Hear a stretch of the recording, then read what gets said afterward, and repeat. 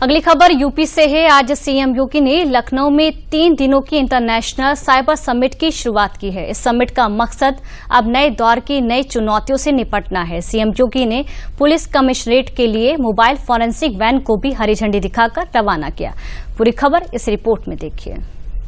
आधुनिक होते कल में जहां इंसान अपनी बेहतरी के लिए हर रोज नई नई तकनीकों को अपना रहा है, वहीं दूसरी तरफ अपराधी भी इस तकनीक का इस्तेमाल अपने बुरे मंसूबों को अंजाम देने के लिए करने लगे हैं, जिसमें से बीते कुछ समय में सबसे ज्यादा सुर्खियों में आया तरीका साइबर ठगी है।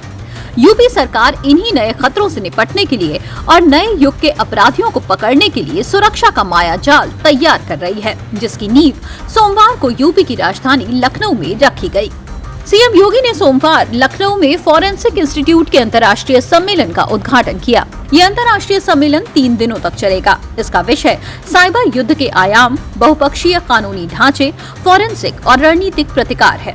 इसमें दुनिया भर के विशेषज्ञ साइबर और फॉरेंसिक पर व्याख्यान देंगे। सीएम योगी ने यूपी के जनपदों और पुलिस कमिश्नरेट के लिए 75 मोबाइल फॉरेंसिक वैन को हरी झंडी दिखाकर रवाना किया। देश के सबसे बड़े राज्यों में से एक यूपी में अपराधियों और खासकर के साइबर अपराधियों पर और भी तेजी और जोर से लगाम लगाने की तैयारी है और खुद सीएम योगी इसमें किसी भी तरह की ढील नहीं देना चाहते।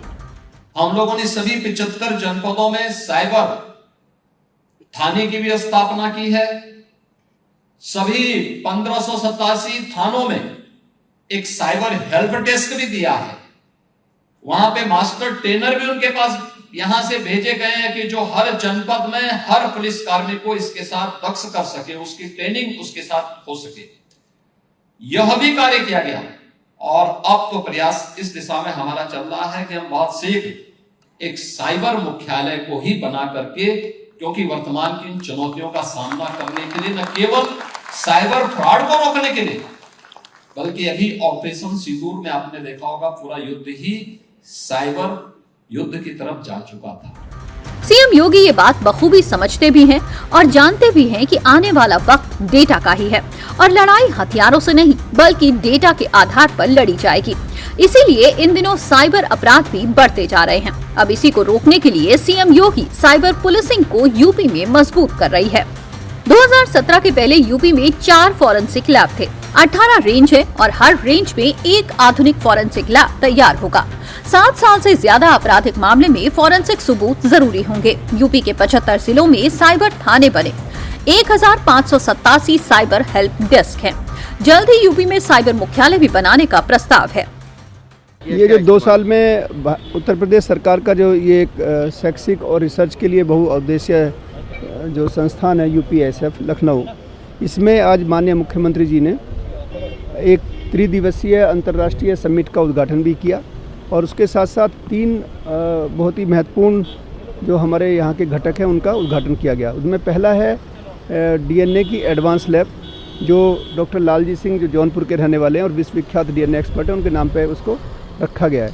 ये डीएनए की जो हमारी लैब है, ये चैलेंज सैंपल के लिए है और ये विश्व स्तर की लैब बनाई गई है। सोमवार को उत्तर प्रदेश राज्य फॉरेंसिक विज्ञान संस्थान में जिस सम्मेलन का उद्घाटन सीएम योगी ने किया, यहां अत्याधुनिक डीएनए लैब का भी उद्घाटन किया गया। इस डीएनए लैब में हमारी डीडीयूपी की टीम भी पहुंची।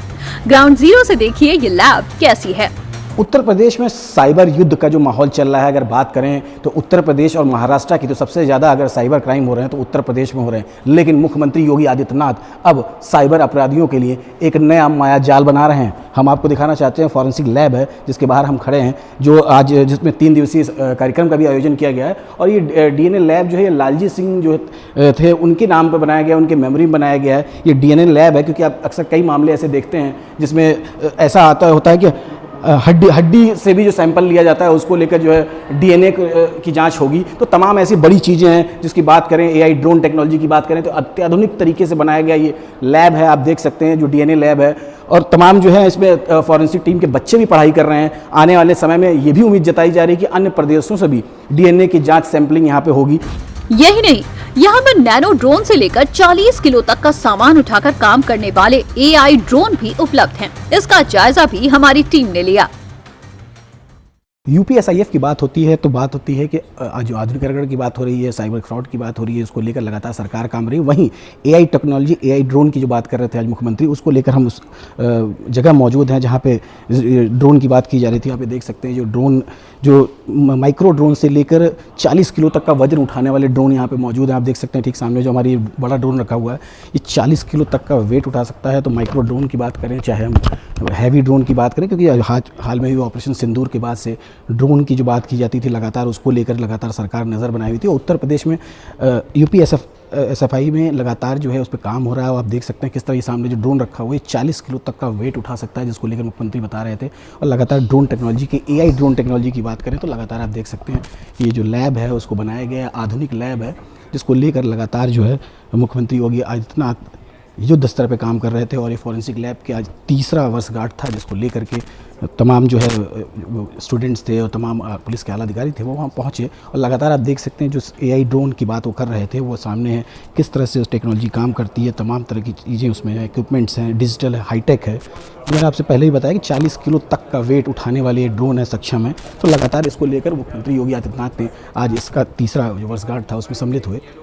सीएम योगी के राज में जो यूपी पुलिस अब 24 घंटे में अपराधी को पकड़ने वाली पुलिस बन चुकी है, उसको टेक्नोलॉजी से भी जोड़ा जा रहा है, जो आधुनिक युग की लड़ाई में बहुत मददगार साबित होगा।